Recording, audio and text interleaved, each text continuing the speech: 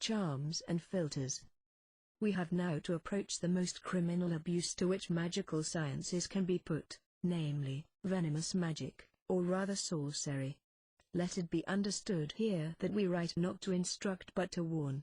If human justice, instead of punishing the adepts, had prescribed only the nigromancers and poisoning sorcerers, it is certain, as we have observed previously, that its severity would have been well placed, since the most severe penalties could never be excessive in the case of such criminals. At the same time, it must not be supposed that the right of life and death which belongs secretly to the magus has been exercised always to satisfy some infamous vengeance, or some cupidity more infamous still. In the Middle Ages, as in the ancient world, magical associations have frequently struck down or destroyed slowly the revealers or profaners of mysteries, and when the magic sword has refrained from striking, when the spilling of blood was dangerous, then aqua tofana, poisoned nosegays, the shirt of Nessus, and other deadly instruments, still stranger and still less known, were used to carry out sooner or later the terrible sentence of the free judges. We have said that there is in magic a great and indicible arcanum, which is never mentioned among adepts, which the profane above all must be prevented from divining. In former times, whosoever revealed, or caused the key of this supreme secret to be discovered by others through imprudent revelations, was condemned immediately to death, and was often driven to execute the sentence himself. The celebrated prophetic supper of Cazot, described by Le Harpe, has not been understood hitherto. Le Harpe very naturally yielded to the temptation of surprising his readers by amplifying the details of his narrative. Everyone present at this supper, Le Harpe excepted, was an initiate who had divulged or at least profaned the mysteries. Cazot, the most exalted of all in the scale of initiation, pronounced their sentence of death in the name of Illuminism, and this sentence was executed variously but rigorously, even as several years and several centuries previously had occurred in the case of similar judgments against the Abbé de Villers, Urban Grandier and many others. The revolutionary philosophers perished, as did Cagliostro deserted in the prisons of the Inquisition, as did the mystic band of Catherinthos, as did the imprudent Schroepfer, driven to suicide in the midst of magical triumphs and the universal infatuation, as did the deserter Kotzebue, who was stabbed by Karl Sand, as did also so many others whose corpses have been discovered without anyone being able to ascertain the cause of their sudden and sanguinary death. The strange elocution addressed to Cazot when he himself was condemned by the president of the Revolutionary Tribunal will be called readily to mind. The Gordian knot of the terrible drama of '93 is still concealed in the darkest sanctuary of the secret societies. To adepts of good faith, who sought to emancipate the common people, were opposed those of another sect, attached to more ancient traditions, who fought against them by means analogous to those of their adversaries. The practice of the great arcanum was made impossible by unmasking its theory. The crowd understood nothing, but it misdoubted everything, and fell lower still in its discouragement than some had schemed to raise it. The great arcanum became more secret than ever. The adepts, checkmated by each other, could exercise their power neither to govern the uninitiated nor to deliver themselves. They condemned one another to the death of traitors, they abandoned one another to exile, to suicide, to the knife and the scaffold. I shall be asked possibly whether equally terrible dangers threaten at this day the intruders into the occult sanctuary and the betrayers of its secret. Why should I answer anything to the incredulity of the inquisitive? If I risk a violent death for their instruction, certainly they will not save me. If they are afraid on their own account, let them abstain from imprudent research. This is all I can say to them. Let us return to venomous magic. In his Romance of Monte Cristo, Alexandre Dumas has revealed some practices of this ominous science. There is no need to traverse the same ground by repeating its melancholy theories of crime, describing how plants are poisoned, how animals nourished on these plants have their flesh infected, and becoming in turn the food of men, cause death without leaving any trace of poison, how the walls of houses are inoculated, how the air is permeated by fumes which require the glass mask of street croix for the operator. Let us leave the ancient Canidia her abominable mysteries, and refrain from investigating the extent to which the infernal rites or Sagana have carried the art of locusta.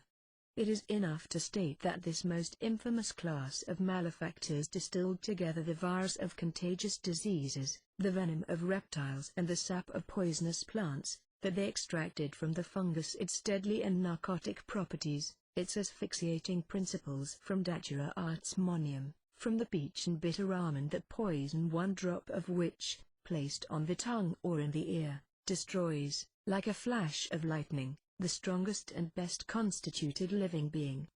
The white juice of sea lettuce was boiled with milk which vipers and asps had been drowned. The sap of the manchineel or deadly fruit of Java was either brought back with them from their long journeys, or imported at great expense. So also was the juice of the cusada, and so were similar poisons. They pulverized flint, mixed with impure ashes the dried slime of reptiles, composed hideous philtres with the virus of mares on heat and similar secretions of bitches. They mingled human blood with infamous drugs, composing an oil the mere odor of which was fatal, therein recalling the tarty bourbons of punch. They even concealed recipes for poisoning in the technical language of alchemy, and the secret of the powder of Pro-89 injection, in more than one old book which claims to be hermetic, is in reality that of the powder of succession. The Grand Grimoire gives one in particular which is very thinly disguised under the title of Method of Making Gold. It is an atrocious decoction of verdigris, arsenic and sawdust, which, if properly prepared, should consume immediately a branch that is plunged into it and eat swiftly through an iron nail. John Baptist Porter cites in his Natural Magic a specimen of Borgia poison, but, as may be imagined, he is deceiving the vulgar and does not divulge the truth, which would be too dangerous in such a connection. We may therefore quote his recipe to satisfy the curiosity of our readers. The toad itself is not venomous, but it is a sponge for poisons, and is the mushroom of the animal kingdom. Take, then, a plump toad, says Porter, and place it with vipers and asps in a globular bottle. Let poisonous fungi, foxgloves and hemlock be their sole nourishment during a period of several days.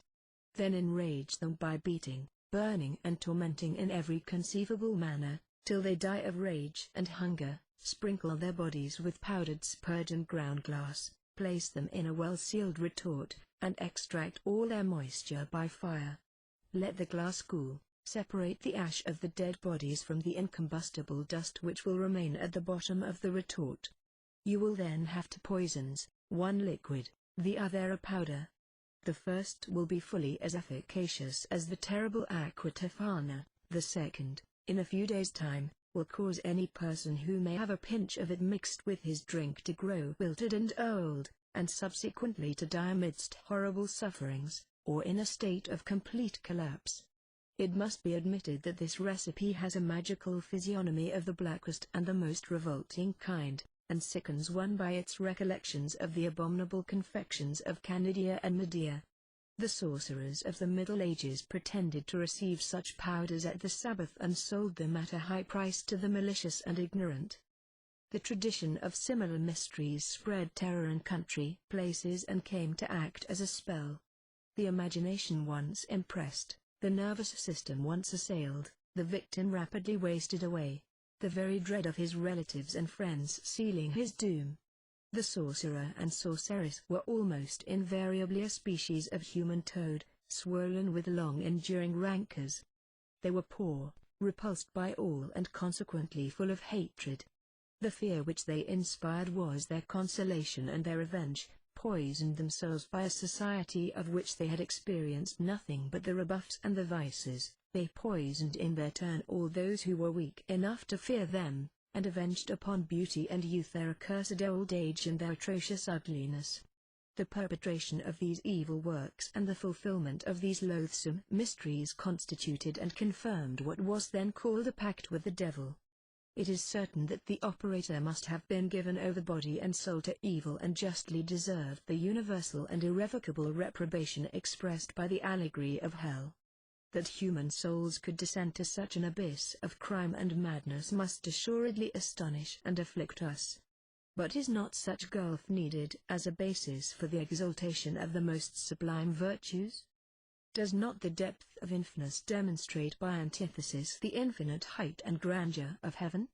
In the north, where the instincts are more repressed and deep-rooted, in Italy, where the passions are more unreserved and fiery, charms and the evil eye are still dreaded, the jettatura is not to be braved with impunity in Naples, and persons who are endowed unfortunately with this power are even distinguished by certain exterior signs. In order to guard against it, experts affirm that horns must be carried on the person, and the common people, who take everything literally, hasten to adorn themselves with small horns, not dreaming of the sense of the allegory.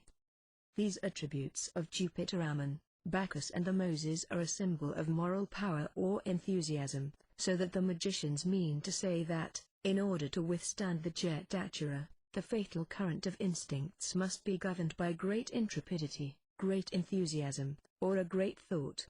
In like manner, almost all popular superstitions are vulgar interpretations of some grand maxim or marvelous secret of occult wisdom. Did not Pythagoras, in his admirable symbols, bequeath a perfect philosophy to sages but a new series of vain observances and ridiculous practices to the vulgar? Thus, when he said, "Do not pick up what falls from the table, do not cut down trees on the great highway, kill not the serpent when it slips into your garden," was he not inculcating the precepts of charity, either social or personal, under transparent allegories? When he said, "Do not look at yourself by torchlight in a mirror," was he not teaching ingeniously that true self-knowledge which is incompatible with factitious lights and the prejudgments of systems? It is the same with the other precepts of Pythagoras, who is well known to have been followed literally by a swarm of unintelligent disciples, and indeed amongst our provincial superstitious observances there are many which belong indubitably to the primitive misconception of Pythagorean symbols. Superstition is derived from a Latin word which signifies survival. It is the sign surviving the thought, it is the dead body of a religious rite.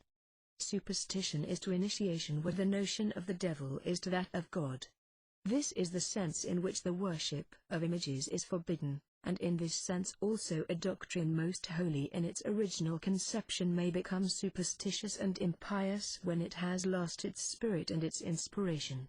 Then does religion, ever one, like the supreme reason, exchange its vestures and abandon old rites to the cupidity and roguery of fallen priests, transformed by their wickedness and ignorance into jugglers and charlatans. We may include among superstitions those magical emblems and characters, of which the meaning is understood no longer, which are engraved by chance on amulets and talismans. The magical images of the ancients were particles, that is cabalistic syntheses. Thus the wheel of Pythagoras is a particle analogous to the wheels of Ezekiel. The two emblems contain the same secrets and belong to the same philosophy, they constitute the key of all particles, and we have made mention previously of both.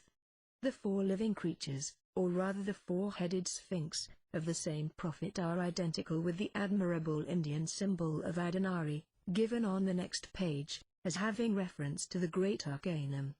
In his Apocalypse Street John followed an elaborated Ezekiel, indeed the monstrous figures of his wonderful book are so many magical particles, the key of which is easily discoverable by Kabbalists. On the other hand, Christians, rejecting science in their anxiety to extend faith, sought later on to conceal the origin of their dogmas and condemned all Kabbalistic and magical books to the flames. To destroy originals gives a kind of originality to copies, as was doubtless in the mind of St. Paul when, prompted beyond question by the most laudable intention, he accomplished his scientific auto de fe at Ephesus. In the same way, 6 centuries later, the true believer Omar sacrificed the library of Alexandria to the